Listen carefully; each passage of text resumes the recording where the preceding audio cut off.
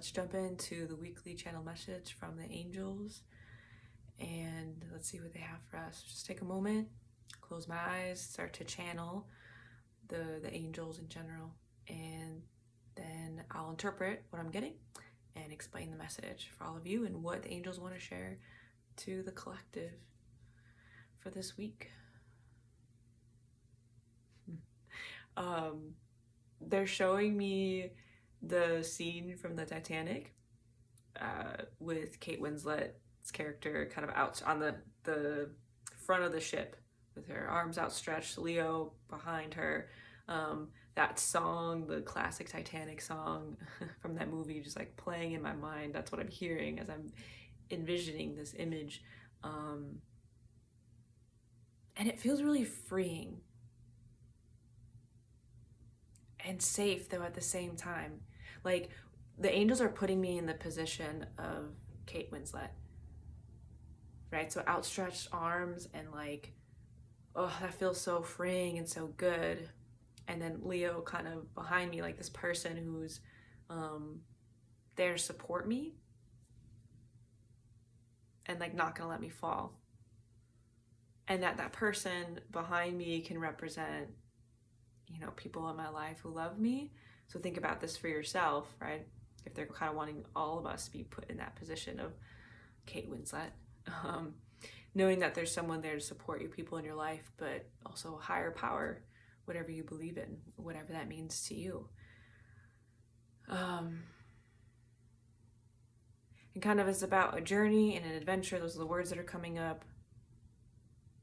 They're also bringing to mind this picture that I have from a couple summers ago, where I'm on. Actually, I forgot that this is what this picture was about to write this moment, because they're showing me this. They're helping me connect the dots. So I stood on like this balcony overlooking the Lake Superior in Minnesota and like up north.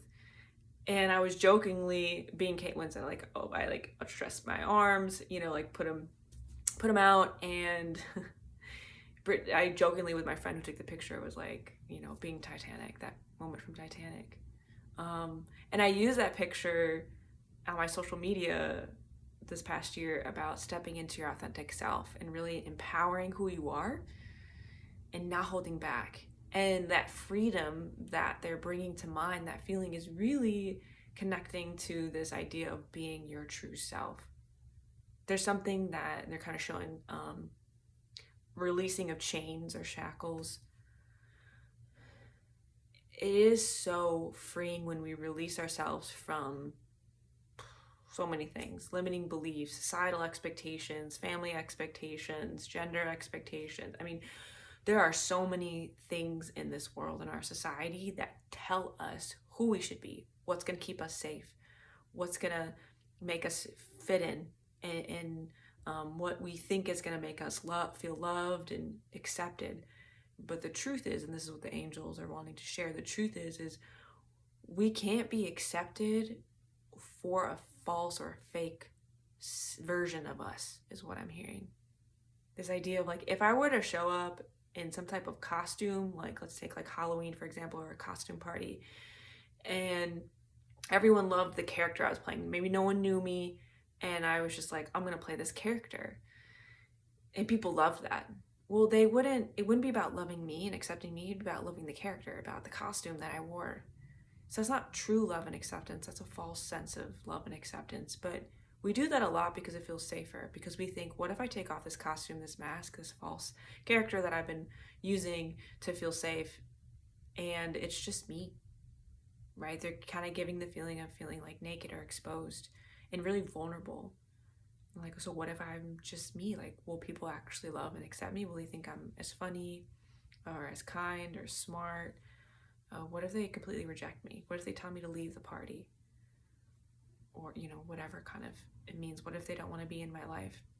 And so that's the scary part. But there is something about really first learning to love and accept yourself that frees you from not fully all of that worry, but a lot of that worry of like, well, what if this person doesn't accept her or love me? Because the truth is like, well, I accept and love myself. So I don't need their approval because I approve of myself. But when we really connect ourselves, and they're showing kind of these cords, like energy cords or ropes, like connect our worth to other people's perception of us, then it's really hard to cut those cords, meaning to show up as our true selves and not knowing, are they going to still want to be around me? But if we don't throw out our worth and connect it to our achievements, what we do for work, our hobbies, people in our lives, we don't give all that power away, and we say, I'm worthy just for being myself. I know that I have worth simply for existing, because that's true. And that's what the angels just really want to remind us. And they give that reminder a lot in my readings and to myself, because it's such a core wound of people not feeling worthy of love, belonging, not feeling good enough. And it's such a lifelong and probably many lives struggle for our soul to really learn that lesson on a deeper and deeper level. So many people in this life are learning to really truly love and accept themselves for who they are. So they wanted to start with that feeling of being free versus all of the fears that we have from being our true selves, because they wanted to really show up and like, this is what you can get by being yourself. Because what stops us is the fear. So they wanted to show what it could be possible. Because sometimes we have to know and feel what's possible to overcome all the barriers. And they're kind of encouraged me just to share, like, speaking from my own experience, like, I know this to be true. They want me to share an example of, I was terrified to cut my hair short. I have always worn my hair long, besides when I was a kid and had like that awkward like 90s bowl cut situation for kids. I always had long hair, and I loved my long hair. It was actually really hard to let go of my long hair, and I still miss it in some ways, but I love my short hair. But I always wanted, growing up, to try out the boy haircut. I really liked those haircuts that were like only for boys. That was the message that was told me. And I was really terrified to cut my hair short. I was like, I'm gonna be more unsafe. People are gonna see me more as queer, like my gender identity being non-binary. I feel like that's gonna be more on display, so I can't like hide and pass for this straight cis person that I'm not. What if it looks horrible on me? Like, just so many things. What if people in my life have judgment about it? And then I did it, and it was so freeing, because I was like, wow, there was so much fear there, and I did it, and I'm still here. I'm okay. And luckily I have a lot of loving and accepting people in my life, and so that made it obviously easier. Again, the angels are reminding me, remember Leo in the back? If we have people that support us, it makes all of this easier. And so that's why some of the work that I do it in group settings, because sometimes people really struggle to have those support systems in their personal life, and so I think it's, community healing is really powerful. So that's what I do with my group coaching program. But I think once we do something that terrifies us, even small, it helps us to have a little bit of a taste of what that freedom looks like, and it helps us to know that we're brave. We have courage to overcome that stuff.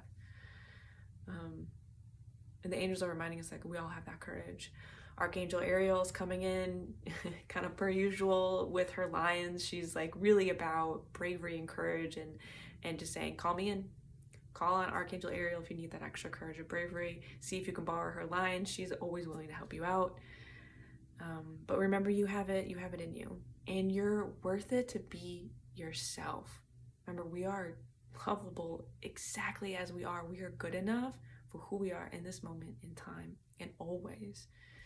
So share in the comments, what is that thing that you really want to do that would be one step towards being your authentic self, or what's getting in the way? What do you think it would be like to really be your true self? Freedom is just one of the many things. There's so many other things. But I hope you can at least start to love yourself on a deeper level, because that's a huge part of that journey.